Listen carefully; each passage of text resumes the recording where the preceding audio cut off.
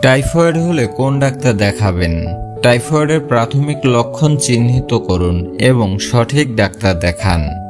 Typhoid কি? Typhoid একটি bacterial সংক্রমণ। সালমোনেলা টাইফি ব্যাকটেরিয়ার কারণে হয়।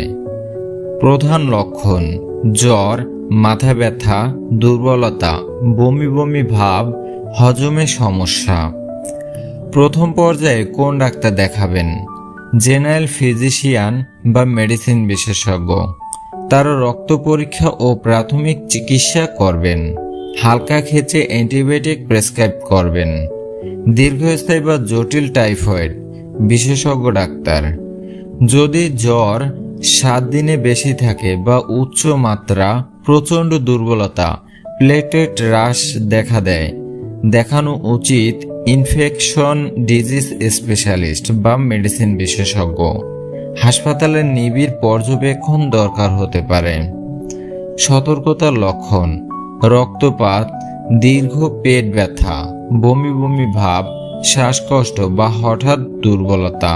শিশু, বয়স্ক বা কমজোর মানুষের ক্ষেত্রে দ্রুত চিকিৎসা। টিপস: পর্যাপ্ত পানি পান করুন, হালকা ও সুষম খাবার খান, নিজে নিজে অ্যান্টিবায়োটিক খাবেন না, পরিপূর্ণ বিশ্রাম নিন। টাইফয়েডকে হালকাভাবে নেবেন না। প্রাথমিক জ্বর দেখেই জেনারেল ফিজিশিয়ান বা মেডিসিন ডাক্তার দেখান। জটিল ক্ষেত্রে বিশেষজ্ঞের কাছে যান। সচেতন থাকুন, সুস্থ থাকুন। ধন্যবাদ।